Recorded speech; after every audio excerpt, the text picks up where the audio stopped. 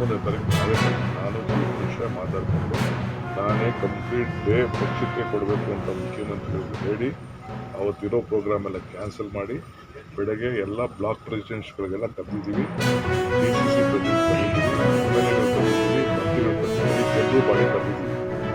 ಭಾರತ್ ಜೋಡೋ ಭವನಕ್ಕೆ ಸಿದ್ಧತೆ ಬಗ್ಗೆ, ಪಕ್ಷದ ಸಿದ್ಧತೆ ಬಗ್ಗೆ ನಾವು ಕರೆದಿದ್ದೀವಿ, ಪಕ್ಷದ ಸಂಘಟನೆ ಬಗ್ಗೆ ಕರೆದಿದ್ದೀವಿ. ಸಾಯಂಕಾಲ 4 ಗಂಟೆಗೆ ಪದಾಧಿಕಾರಿಗಳ ಸಭೆಯನ್ನು ನಾನು ಕರೆದಿದ್ದೀನಿ. ಸಭೆಯಲ್ಲಿ ಸುರ್ಜಿವಾಲಾ ಅವರವರು ಮುಖ್ಯಮಂತ್ರಿಗಳು 11 ಗಂಟೆಗೆ ಬರ್ತಾರೆ. ಸಾಯಂಕಾಲ 6 ಗಂಟೆಗೆ ಶಾಸಕಾಂಗ ಪಕ್ಷದ ಸಭೆನ MLAಗಳಿಗೆ, ಮಂತ್ರಿಗಳಿಗೆ ಜವಾಬ್ದಾರಿಯನ್ನು ಕೊಡಬೇಕು. ಆ ದೃಷ್ಟಿಯಿಂದ ಕರೆದಿದ್ದೇನೆ. ಏನು 27ನೇ ತಾರೀಕು ನಡೆಯಬೇಕಾದ್ದು ಅದು 21 ತಾರೀಕು ಇದೆ ಅಂತ ಚೀಫ್ ಮಿನಿಸ್ಟರ್ ನಾವು 14ನೇ ತಾರೀಕು ದೆಹಲಿ ಹೋಗ್ತಾ ಇದ್ದೀವಿ. 15ನೇ ತಾರೀಕು ಹೊಸ ಕಾಂಗ್ರೆಸ್ ಕಚೇರಿ ಉದ್ಘಾಟನೆ ದೆಹಲಿಗೆ ಆಗ್ತಾ ಇದೆ.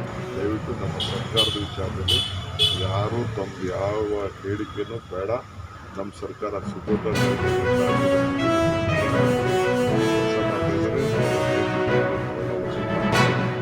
ಯಾರ ಭವಿಷ್ಯನೂ ನಿರ್ಲಕ್ಷದ ಅವಶ್ಯಕತೆ ಇಲ್ಲ ಅಂತ ಯಾವ ಸಭೆನೂ ನಾವು ಮಾಡೋದಿಲ್ಲ, ಸಭೆ ಅವಶ್ಯಕತೆ ಇಲ್ಲ. ಚೀಫ್ ಮಿನಿಸ್ಟರು ಕೆಲವು ವಿಚಾರನ ಕ್ಯಾಬಿನೆಟ್ ತರ್ತೀನಿ ಅಂತ ಹೇಳಿದ್ದಾರೆ, ಕ್ಯಾಬಿನೆಟ್ ಚರ್ಚೆ ಮಾಡ್ತೀವಿ.